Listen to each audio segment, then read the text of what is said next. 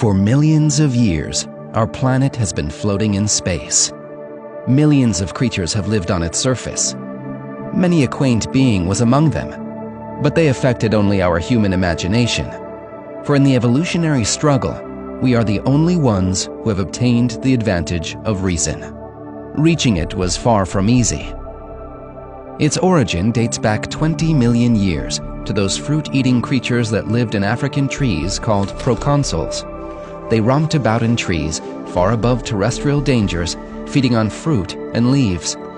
Depending on the species, they varied in size from the marmoset to the gorilla. They hardly cared about the world below. Proconsuls climbed about the branches on all fours and almost exactly resembled the modern-day macaque. Their upper and lower limbs were the same size. They moved leaning on open palms instead of bended fingers. Quite a few fossils of proconsuls have been found in East Africa. The skull was primitive, the brain small and rather simple, yet the comparatively small size of their muzzle and canine teeth suggests non-aggressiveness, one of the major features that led to reason.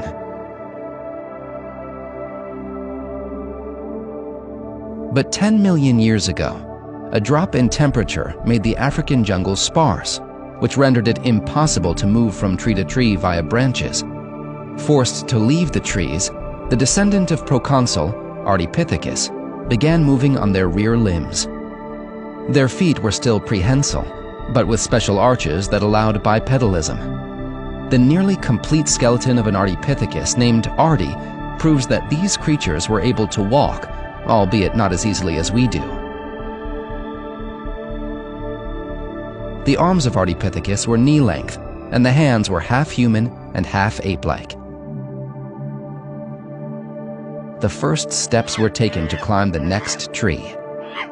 Ardipithecus didn't want to leave tree crowns, their habitual homes. They were indeed the intermediate between humans and apes, as all of Ardi's features mediate entirely ape-like and entirely human features. But life moved on. Trees became sparse, and Africa turned into a boundless savanna. 4 million years ago, new creatures paced in the savanna. Gracile australopiths. They were well adjusted to their new home. Their way of walking on two legs was not so different from ours. They gathered and ate everything, and were able to walk miles on end.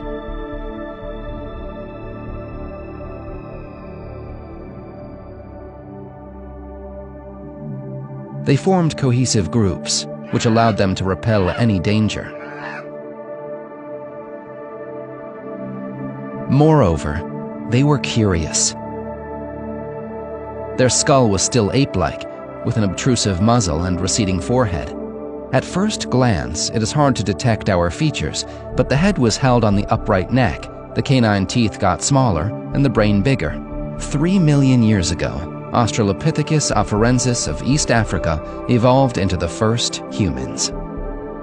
2.5 million years ago, our ancestors crossed the Rubicon of brain size, 700 grams. The first representative of our genus, Homo habilis, handyman. He got his name for a reason. It was Homo habilis who was the first to make stone tools.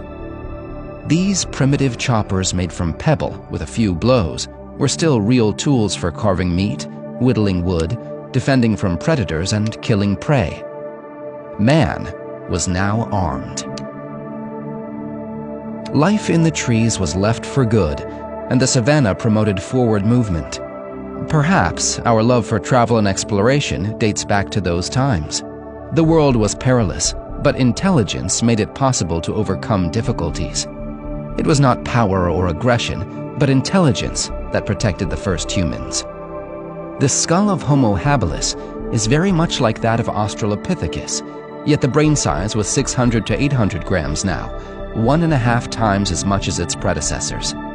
The face became smaller. Around 1.5 million years ago, a new species appeared, Homo ergaster, working man. They became the terror of the African savanna. Spears and stone tools were an unprecedented phenomenon. Even the fiercest animals weren't safe from harm now. Man became a hunter.